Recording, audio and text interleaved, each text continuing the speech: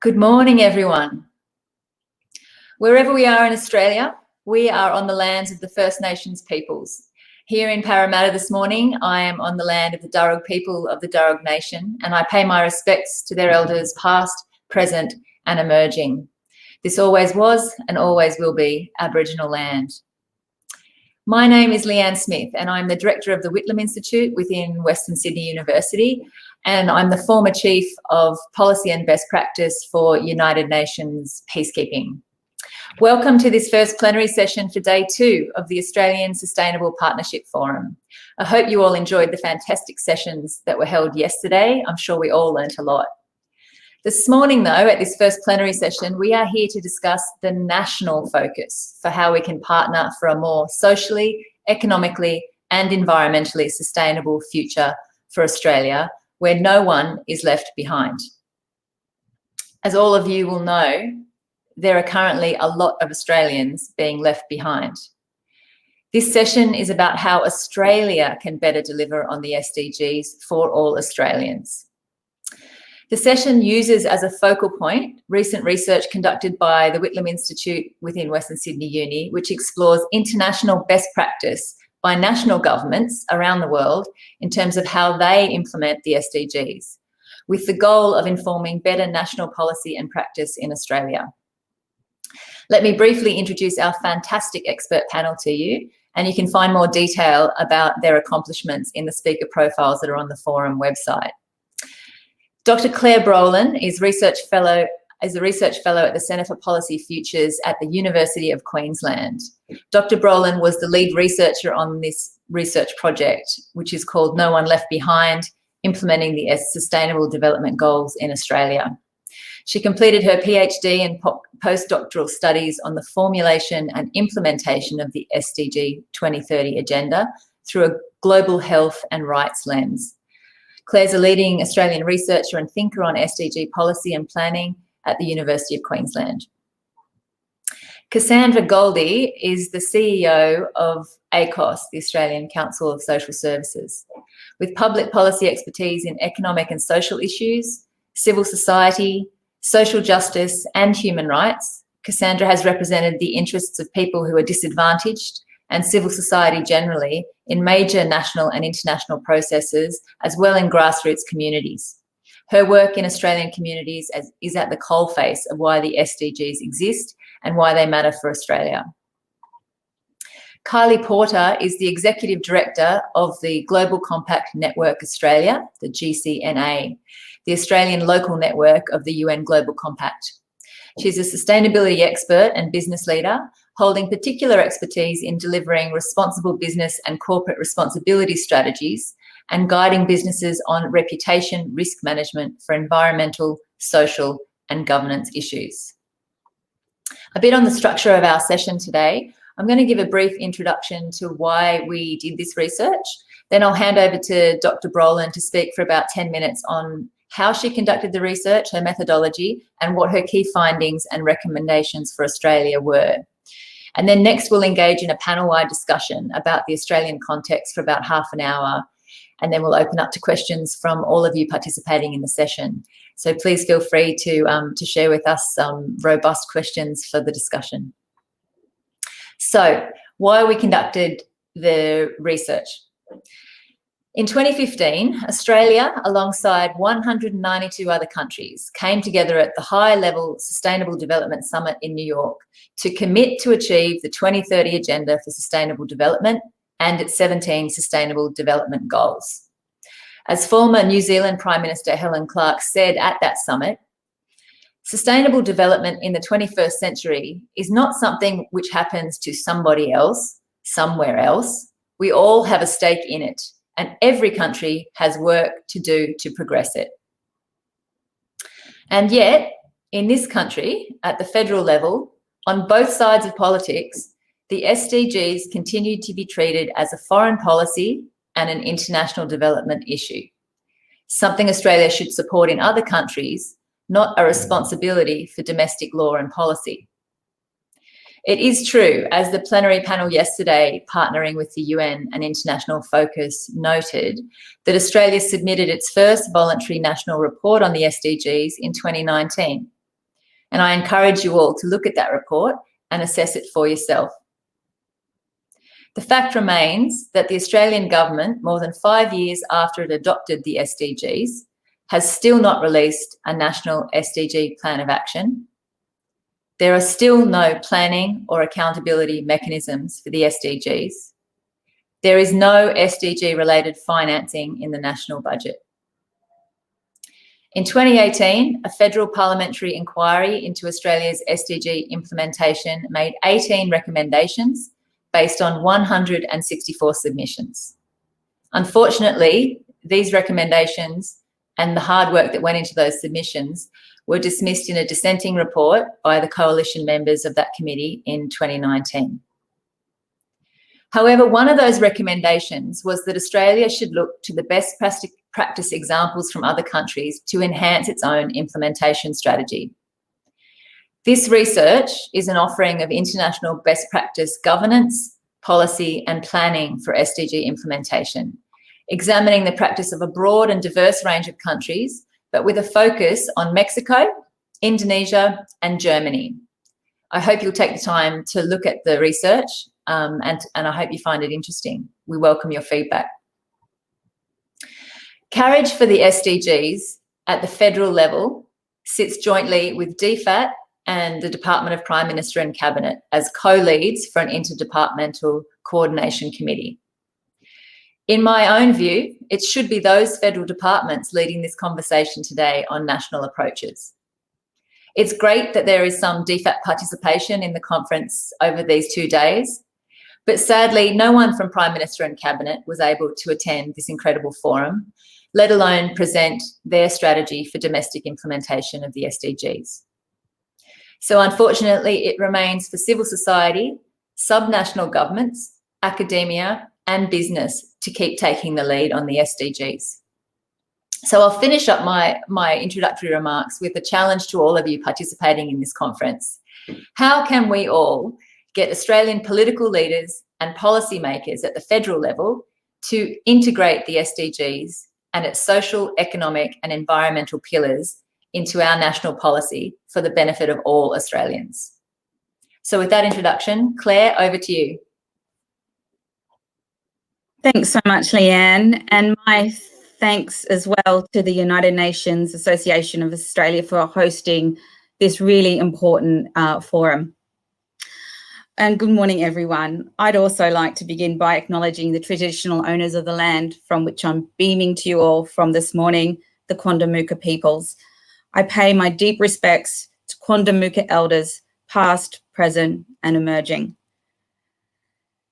There are a lot of country and global happening with regard country SDG implementation and to country SDG deficits. But through this research, we really wanted to demonstrate to the Australian government and to the world how SDG planning and implementation can indeed occur and how countries are taking SDG implementation, particularly at the national level, seriously.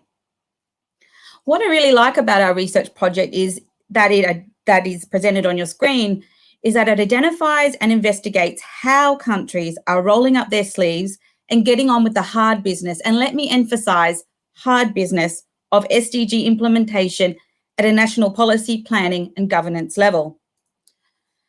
As you can see on your screen, our research had 4 parts. To identify which 3 countries we wanted to do a deep dive into in terms of best practice SDG policy and planning, we turned to the 164 written submissions to the Australian Parliamentary Inquiry into the SDGs held in 2018. The 164 submissions to that inquiry were lodged by, probably many of you watching today, by Australian business and industry organisations, civil society, private citizens, peak bodies, government departments, and academia. And submissions were to respond to 8 terms of reference. And for the purposes of our project, we analysed responses to the eighth inquiry question or terms of reference that sought examples of best practice in how other countries are implementing the SDGs from which Australia could learn. Now, 3 best practice countries that inquiry stakeholders from Australia repeatedly highlighted, Germany, Mexico and Indonesia, was subsequently identified and selected to become the focus of our third research component. And this involved conducting a series of key informant interviews with high-level SDG-related policymakers and multi-stakeholders, including from business and the civil society from the three countries.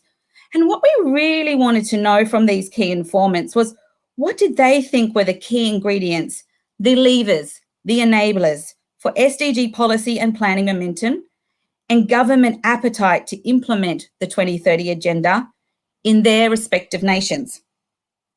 In conducting the case study research, we acknowledge that every country's political government structure, development, socio-economic, demographic contexts, and so on are unique and different.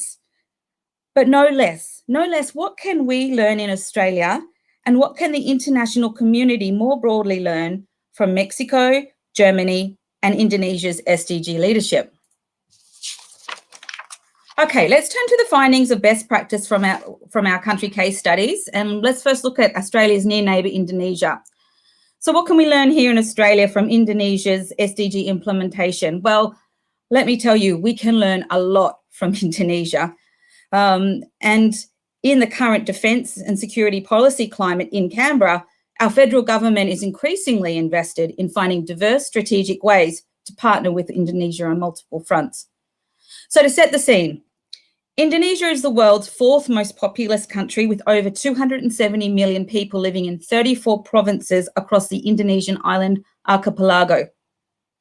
Its governance system is very much decentralised, like Australia, and Indonesia is an emerging middle-income country and home to the world's 10th largest economy and the largest economy in Southeast Asia. From the research, there were a number of findings as to the key enablers for SDG success in that country. But on your screen, I flagged 3 key enablers. But one of those enablers particularly stood out to me, and that is Presidential Decree number 59 of 2017.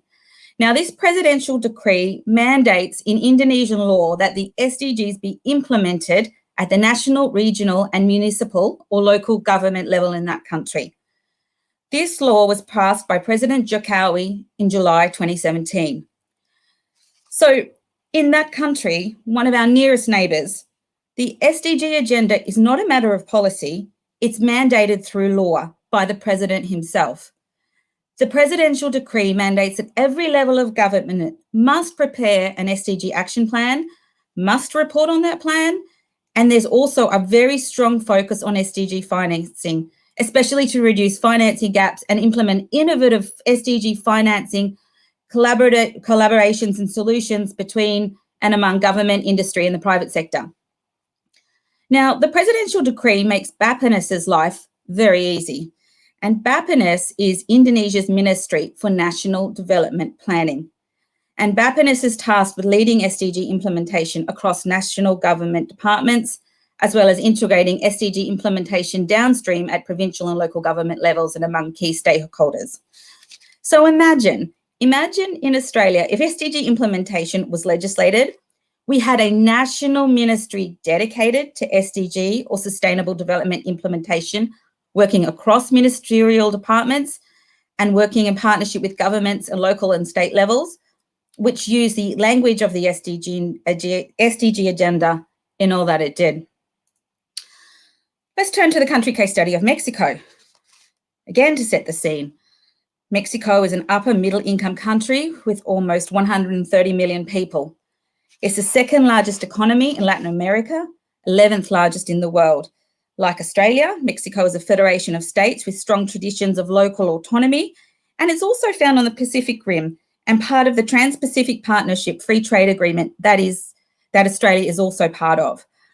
Interestingly, Mexico also featured in Australia's first voluntary national report on the SDGs to the UN of July 2018 in the report section on SDG 17, Partnerships for the Goals. There, the Australian government talks about its engagement in the innovative MIKTA partnership, MIKTA partnership, with MIKTA bringing together the countries of Mexico, Indonesia, the Republic of Korea, Turkey and Australia to build consensus on complex and challenging issues, drawing on the diverse perspectives, particularly around sustainable development. What stood out to me about SDG implementation in Mexico is that Mexico has a national SDG budgetary planning process. So having an SDG policy roadmap is one thing. Having SDG implementation as a matter of law is another. But having your national treasury, your Ministry of Finance link all budget allocations with localized or country contextual SDG targets with a view to strengthen strategic planning and SDG M&E among Mexico's different ministries, that's groundbreaking. Because we know, as policy pragmatists, it's all about the bottom line and talking in the language in finance and economics, especially to policymakers and our political leaders in this country. So we need to talk about SDG investment, more so than ever as we are in a period of global economic uncertainty. Key informants from Mexico further spoke to us about the importance of this budgetary activity because it drove the business of doing the SDGs within government, of SDG education and awareness raising among policymakers, and facilitated close collaboration across government ministries and with stakeholders beyond government, especially the private sector.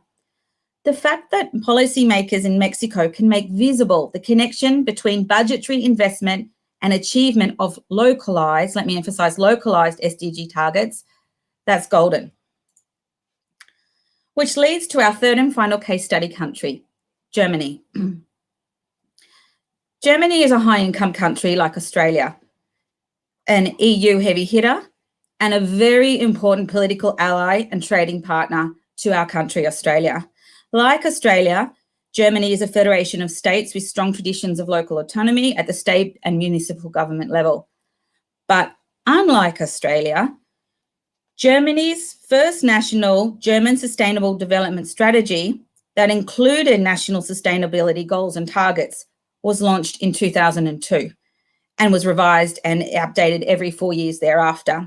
And what I really want to emphasize here with Germany, and we also find this to be the case with Mexico and Indonesia, is Germany has a strong history of political and policy commitment to sustainable development. So when the SDG agenda was introduced to the world in September 2015, it was a development agenda that the German government was already heavily invested in. One key informant from Germany, a heavy hitter, I have to say, who's engaged on a daily basis in sustainable development futures planning, in fact, laughed and said, "Who invests in coal these days? It's not the future." What really stands out to me as a key SDG enabler is Germany's Parliamentary Advisory Council on Sustainable Development. Again, this high-level Parliamentary Advisory Council embeds greater accountability and transparency around the German government's SDG implementation activities. For example, this council is tasked to evaluate the federal government's mandatory sustainability impact assessments. The German government uses these assessments as the lens in which to examine each piece of draft legislation to see whether the proposed laws are to beneficially or not so beneficially impact on sustainable development and SDG impact and implementation in that country. Could you imagine if we had a similar parliamentary advisory body on sustainable development in Australia? Also in Germany, the taxonomy of sustainable development and sustainability by government is very clear, with some flexibility. This is enormously beneficial for Germany's massive corporate and private sector powerhouse in engaging with the SDG agenda and interrelated ESG agendas, sustainable financing agendas with governments, with shareholders, and with the German community. This also prevents greenwashing when we have a clear taxonomy around sustainability, because there is a harmonised approach to sustainability between the German government and the business community and the public. Finally, and very briefly, I want to speak to what I see as really the key innovation of our studies output, which is the SDG Momentum Matrix. This is actually found on page 32 of the Whitlam Institute report, and a shortened version is on your screen.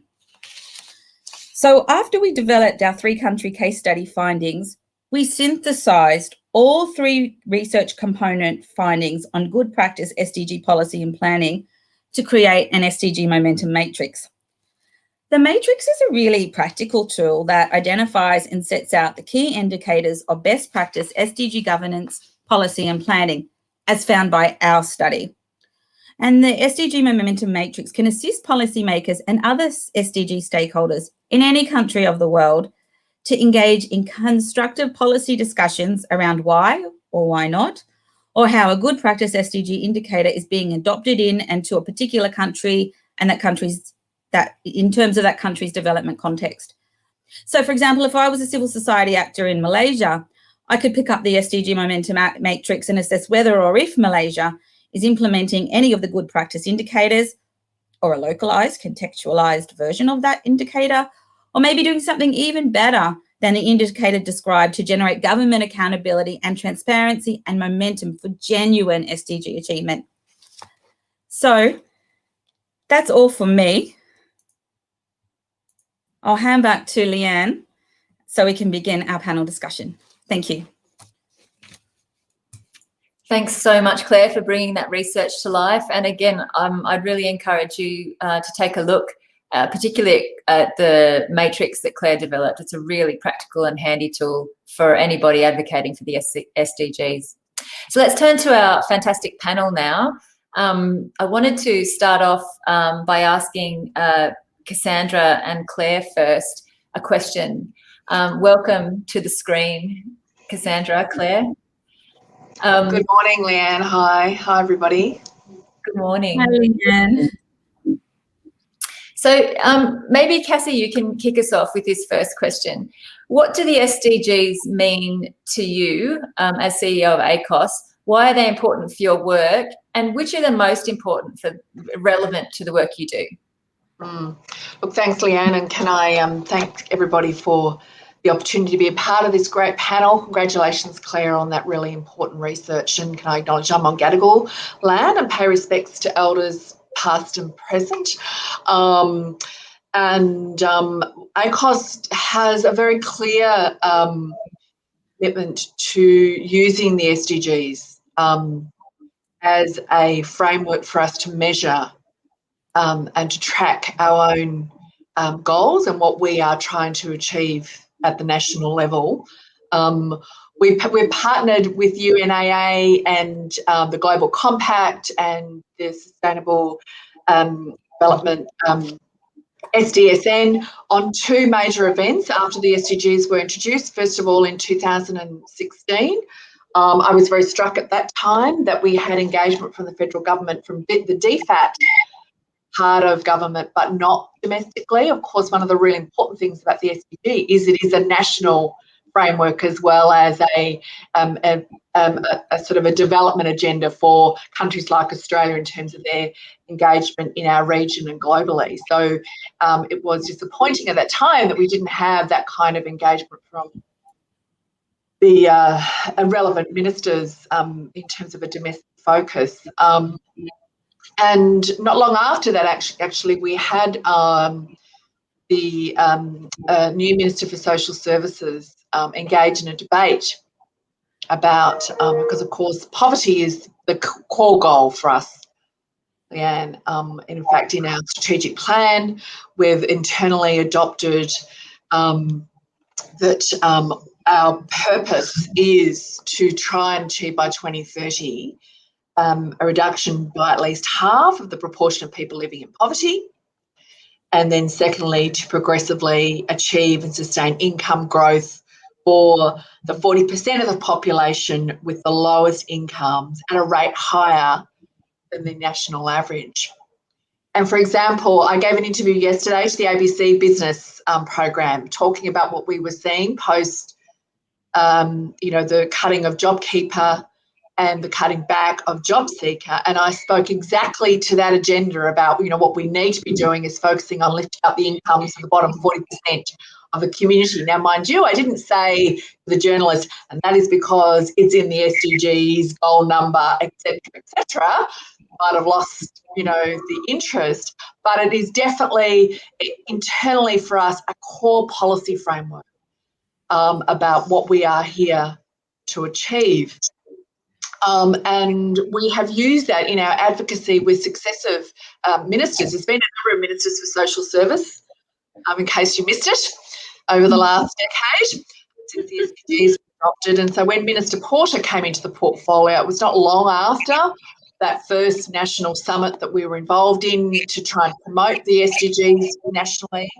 And to our significant disappointment, that minister said he rejected the notion of poverty being relevant to his portfolio, and he said that the goal was self-reliance, and that would be the goal that would be pursued by this government when it came, for example, to the design of social security. And of course, it doesn't take much for you to see that self-reliance can be, well, just being cut off from income support, which doesn't necessarily equate to actually a reduction in poverty.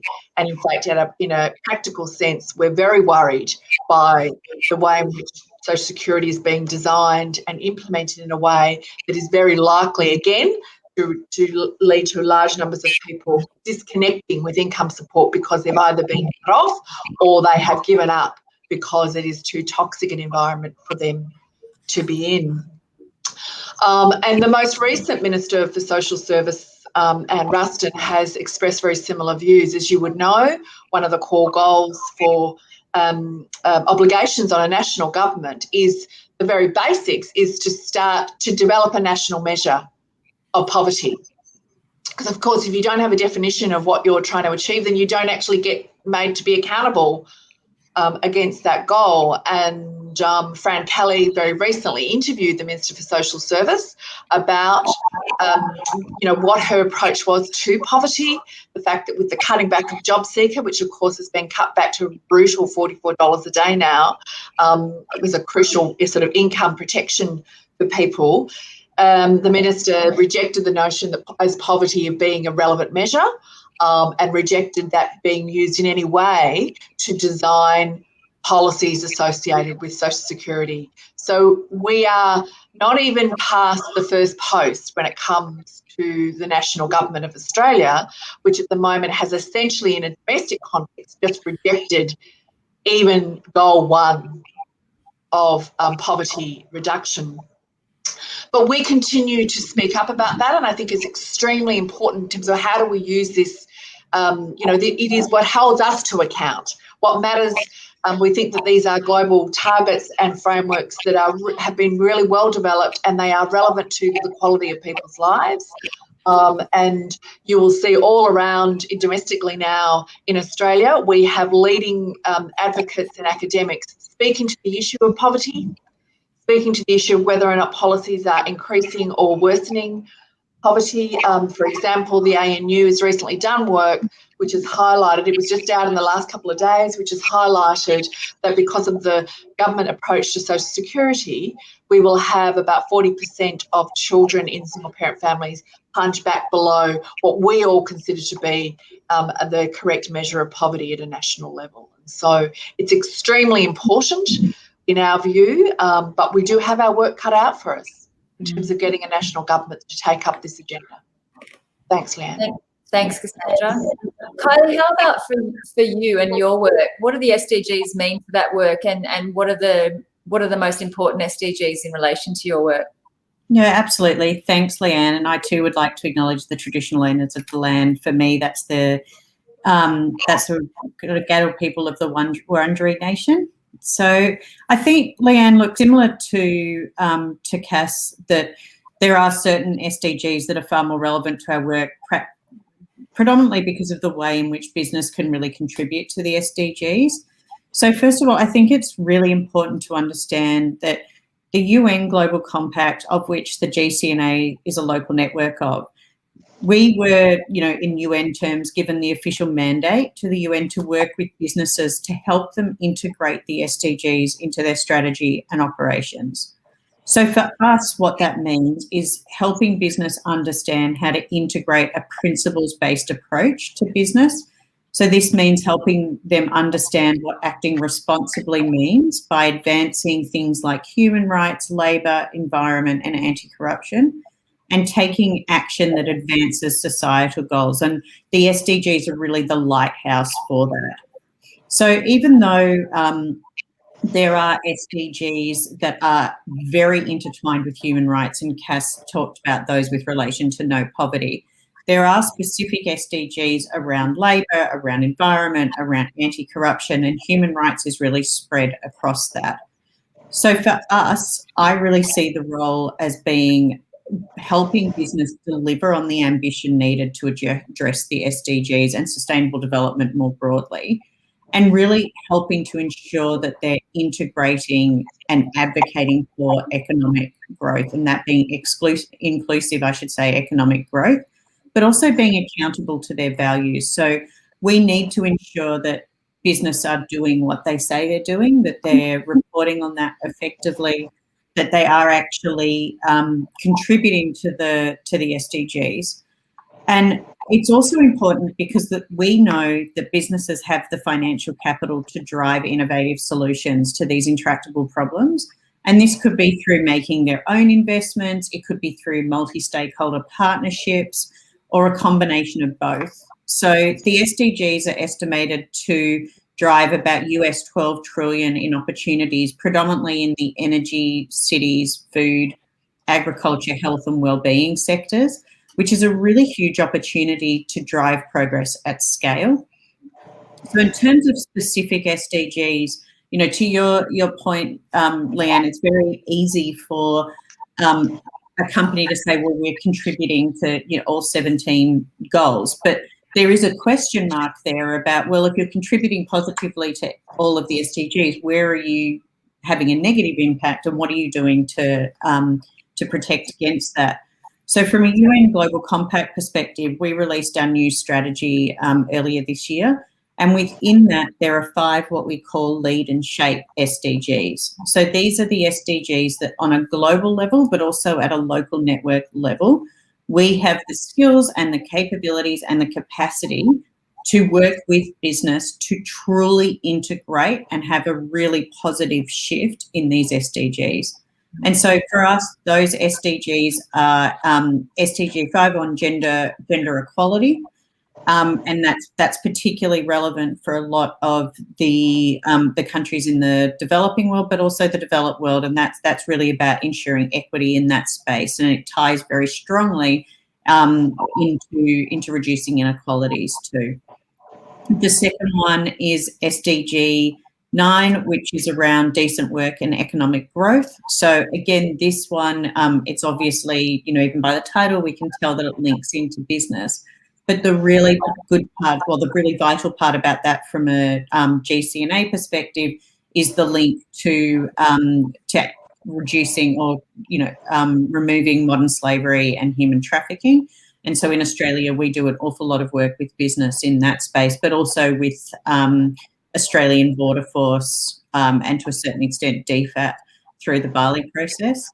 Then the next one is SDG 13 around climate action, which is critical. We know that setting, you know, very aggressive targets on reducing climate emissions will actually have positive benefits across a lot of the SDGs.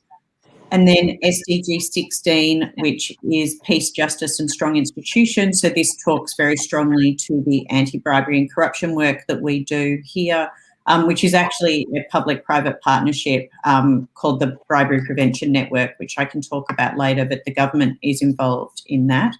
And then the last one, which is the obvious one, is partnerships for the goals, because we know that without partnerships, we're not going to achieve what we have to achieve in the next 9 years. Thanks, Kylie. That's really helpful information for people involved across all the sectors. Look, we know, as reflected by the participation in this forum over these 2 days, that civil society, academia, local government, business are really engaged in raising awareness about SDGs and reporting against SDGs. I wanted to ask all 3 of you actually this last question before I go to the Q&A, which is, what difference would it make? Why is national leadership important for setting the course for Australia's economic, environmental and socially sustainable future? And what kind of things could the Australian government be doing to support the implementation of the SDGs to ensure no one's left behind? Is it just about awareness raising? Is it acknowledging that this is an international obligation we've undertaken? Is it more than that? Can you give us some examples of what difference it would make if we had strong federal leadership on this? And I don't know who'd like to start with that question, but maybe you, Claire, seeing as you've been quiet for a while. Sure. Thanks, Leanne.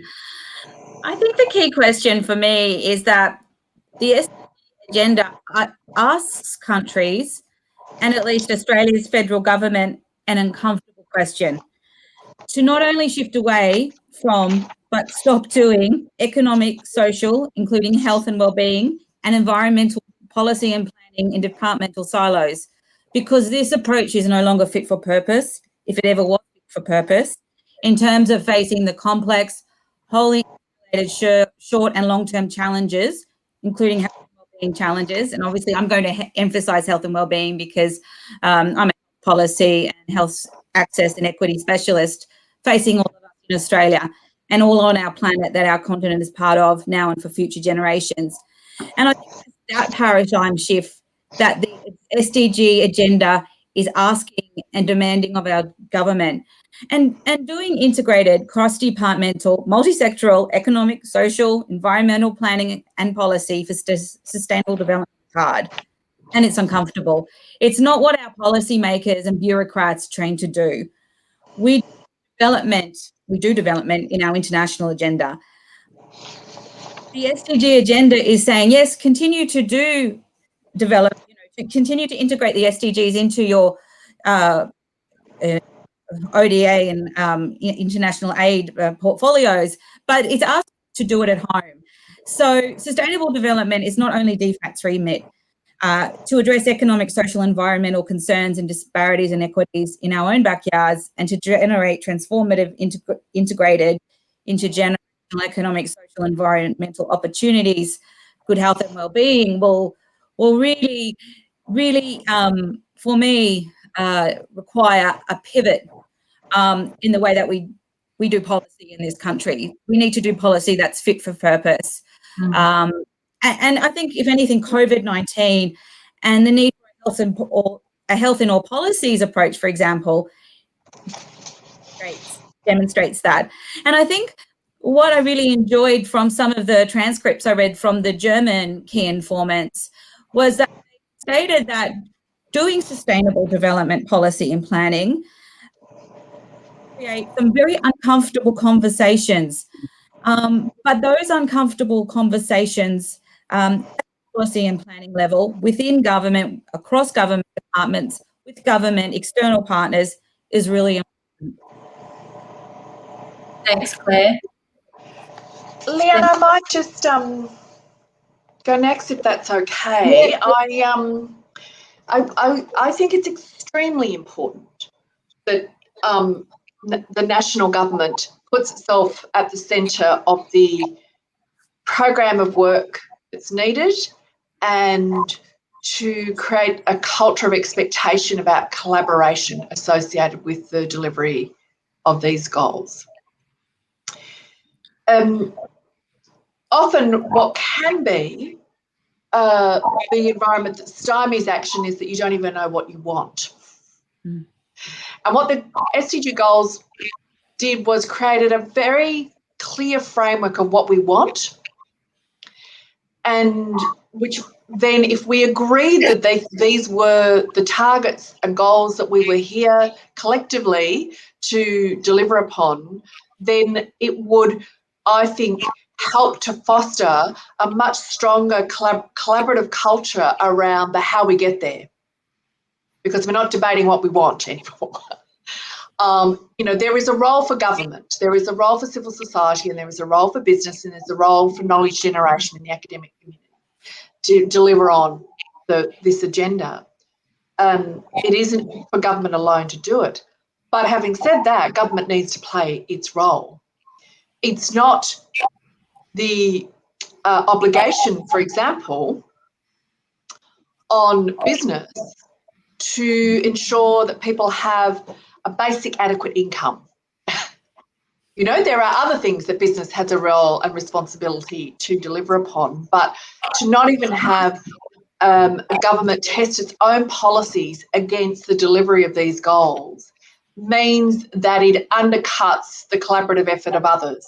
So, for example, on the end poverty in all its forms, what the government did when it doubled the rate of job seeker was it lifted people who are relying on the unemployment payment up out of poverty pre the doubling of the poverty of job seeker. 88% of people relying on job seeker were living in poverty. 88%. When the government doubled the rate of job seeker, that went down to just 26%. So that we more in that with that particular group of people, we more than achieved the SDG goal virtually overnight. And that's a very powerful story to tell if we have a national government that cares about it. And now what we've got is, of course, the cutting back of incomes for people who've got the least. But at the same time, as the government is prosecuting the case for tax cuts for people who are the wealthiest by income measures in Australia.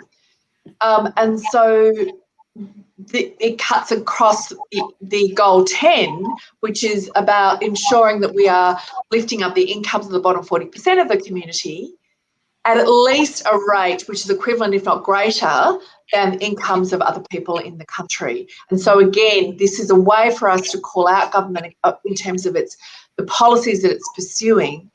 But we also recognise that we want economic growth because we do want job creation. And so those other goals in the SDG are very powerful as a way to say, but actually evidence also shows that in terms of job creation, the most effective way to create jobs in the community is actually to put more dollars into the hands of people on low incomes, because that goes into the economy much faster. We have the evidence to show that. And we estimated that increasing job seeker, for example, would create about 145,000 jobs over 2 years. In contrast to the cost of tax cuts, for every job created, it was costing $500,000 for these tax cuts, which are going to cost the budget in the end about $30 billion. Now, we can have debates when we talk about these issues. That can sound like debates between the rich and the poor and values about, greed and sort of a negative framework over this. That's a divisive debate. But the SDGs, if we had a government that led with that, would say we are evidence-based, these are the collective goals that we have as a country, and we will deliver policies that actually progress them. This is not about whether one person is better than the other. It's about a shared agenda for us all. So I feel very strongly that this is an important part of why it's a value for us as business, as civil society, to lock arms together to say this is a shared agenda for us, and together we go to government to ask them to do their bit. Thanks. Yeah, thanks, Cassandra. I think that links back to Claire's earlier point and the point that we make in the research, which is if there was ever a time that Australia needed to link up these different aspects of sustainability in the context of fires and droughts and pandemics, this is the blueprints. SDGs are the blueprint to take us there. Kylie, let me come to you on this question as well before we open to Q&A in our last 15 minutes. I think some of the responses have been, really articulately put, and leadership, generally is important, and as is collaboration, right? Like, as we've all said, collaboration requires achieving the SDGs requires that multi-stakeholder partnerships and collaboration, right? We need to mobilise the shared knowledge that we all have, the expertise that we have, the technology, the financial resources, etc. And that effective collaboration is the avenue for that more inclusive economic and transformative growth. So the government does need to take the time to think about how to lead on this at all levels and within all sectors. And, there are very good examples of public-private partnerships that have happened over the years that have been key enablers for system change, right? And if you look at that at the context of the SDGs and Goal 17 around partnerships of the goals, clearly that needs more focus and greater promotion to be able to deliver systemic changes, and the systemic changes that we're all talking about. So really, in our view, like if Australia wants a seat at the global table to be taken really seriously in this space, then we need policy mechanisms from the government. We need commitments from all departments and at all levels to put the SDGs into the core of their own operations. And we need commitment at a federal level to consider what positive or negative impacts they're having on the SDGs. You know, as I said earlier, like, we run a public-private partnership called the Bribery Prevention Network, and that's with the Australian Federal Police, the Attorney General's Department, some corporates, a business association, another civil society organisation. And that PPP contributes directly to SDG 16 and 17, but it doesn't get framed in that manner. And I'm pretty sure that if we went to different government departments framing it in that manner, it wouldn't have gone ahead like the way that it has. But those government departments and that PPP has demonstrated the effectiveness of collaboration with the private sector to, in this case, prevent and detect and address global and local bribery and corruption. We need more partnerships like these, particularly with the SDGs where we're lagging against. And we also need more federal government MPs and business CEOs and civil society CEOs to advocate for these SDG-aligned policies, right? We need the states and the territory governments to have more influence on national plans because they're well ahead of the federal government in terms of achievement against the Paris Agreement and achievement against the SDGs. Like the Melbourne City Council is a prime example of a state government and a local government that has taken, you know, responsible cities and as a actual mantra for what they're following. And they demonstrated time and time again that their policies and commitments have led to inclusive growth. So, and Cass did this as well, right? Like overarchingly, the responsibility of solving the world's problems can't be left to government alone, right? Principled businesses can and should work alongside government, just like civil society, government, academia, and other sectors need to work together to achieve the SDGs. So in our view, having that continual focus on innovative partnerships and investment with strong leadership across all sectors, including government, is the only way that we're going to have this sort of transformational change, right? Like we have to just let go of the mantra of she'll be right and move to the mantra of, you know, we need action now and we need to act now. Yeah, that's really, really, really valuable. Thank you. Look, we've got so many fantastic questions coming in from the floor and we've only got about 7 minutes left. So I'm going to pitch a couple at you and ask you just to be selective and to be as brief as you can in your responses. And I'm going to choose them based on the democratic principle of how many people have voted for some of them. So let me start with a question from Warwick Peel. Warwick asks, do we sometimes need to reframe the dialogue? If the SDGs were a sport and Indonesia came first, Mexico second and Germany third, then Australia 100th, does this help politicians and the general public want to fight for better results? Just an example, but does it help communicate a new narrative? Over to you guys. I don't know if it does. I'll be very brief. I'd like to think that it does, particularly as a sports mad country, and we also have a sports mad, PM. But we're lagging behind on climate action, and that's demonstrated time and time again. Like even we're now behind the US, which was our fallback partner. So there are league ladders, for want of a better word, with that, and it's not making the ounce of difference. So whilst I like the framing, Warwick, I'm not quite sure it's got the motivator that we'd like it to have. Look, I do think, of course, we do have a Prime Minister who currently says we're ahead of the pack on tackling climate change. In fact, that was in the speech given earlier this week at the Business Council dinner. And so, facts do matter. And, of course, we've got the Global Gender Gap Index, which has very clearly highlighted just how Australia has fallen from being up the 15th globally right down to 50th in terms of overall ranking. So I think ranking has its place because it's affirming civil society and business and others who are wanting to be able to track change. That's what these SDGs do.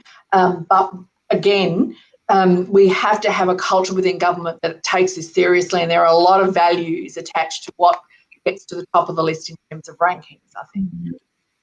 Claire, I just wanted to also add, I think that's a great question. Thank you, Warwick. I really do not like global dashboards measuring countries' SDG achievement. So there's a number of global dashboards where, all the countries are put in a list, and if, SDG 3 target 1, it might have a red light. So, you've not quite achieved SDG 3 target 1, keep going, or might get a green light or an orange light. And my challenge with these types of global dashboards is, and particularly when you think about it in the Australian context, for example, on some of those global dashboards, Australia has green lights for the SDG 3 good health and wellbeing targets. And that really concerns me, because actually what that does is it invisibilizes health inequities in this country, because what we haven't done in this country is localize those targets to our actual national, subnational contexts. So, we shouldn't be having green lights on international dashboards when it comes to the health and wellbeing of our First Nations peoples, for example, people with disabilities, as our Royal Commission findings recently attest. So, yes, really, treat metrics with caution, especially international SDG dashboards. Yeah. Look, I'm going to share with you, and maybe, Claire, you want to start on this one, a question from Ian Butterworth, who, to try and turn this to some constructive possibilities for what we can do. Ian asks, what's an immediate small win that we can pursue collectively to drag our federal government towards symbolic and policy leadership on the SDGs? Do you want to have a crack at that? Yeah, of course. Thank you. And Ian, this is a terrific question, because I agree, the small and incremental wins. And what I'm going to suggest, I suggest with great respect at this United Nations Association Forum, but what I suggest is we stop calling it, or government stops calling it, the UN SDG agenda. And that was particularly the wording that was used in the 2018 parliamentary inquiry into the UN SDG agenda. And I find that language very problematic. And I've been guilty. I've referred to the UN SDG agenda in the past as a publication in the Medical Journal of Australia attests. And I think we need to work with government to ensure that they remove the United Nations from the SDG discourse. The federal government needs to take ownership. So what I think it would be a small but triumphant win was that the Australian government started to talk about Australia's and an Australian sustainable development goal agenda or sustainable development agenda. Thanks, Claire. I'm going to pass to the others just because we've only got 4 minutes to go, and I wanted to get in one more question if we can. Cass, Kylie? Look, I think there's so many quick wins. Like, we could be talking about quick wins for a while. I do agree that it's important to localise the meaning of the SDGs. I think a quick win would be going back to having representatives across every government department who is responsible for the SDGs and is responsible for engaging, and those people are held to account for engaging with different sectors on the SDGs. So at least there is some form of report back mechanism going into government about what different sectors are doing. Thank you, Kylie. Great practical one. Cass, any ideas? Are we looking for quick wins only from government? Because today what I'd love is the business community to also say we don't want high-end tax cuts because it's contrary to the SDGs, and we stand locking arms together on what we need to do as a country, and we're going to say that to the government, we don't want these either. That'd be great. Thanks, Cass, for that one. Look, I wanted, before we say our farewells, I just wanted to give a shout out to Jude Walker's question. It's a long question, but his basic point is, who's talking about the issue of youth unemployment in the context of SDG, and how can we do more on that front? Look, the issue is extremely important, and we know from what happened with the global financial crisis, with younger people who were particularly affected, many people did not get a first foot in the door in terms of employment opportunity coming out of education, and there was a long tail of unemployment as a result, and we can absolutely know and predict that is the same thing that will happen again with the kind of policy settings that the government is now bringing back in. So cutting away at the unemployment payment, the youth allowance, plunging young people into even deeper poverty than older people actually, and also, nasty mutual obligations that don't help anybody, and not investing properly in appropriate employment services. Australia has less than half the national average in terms of expenditure on employment services. And so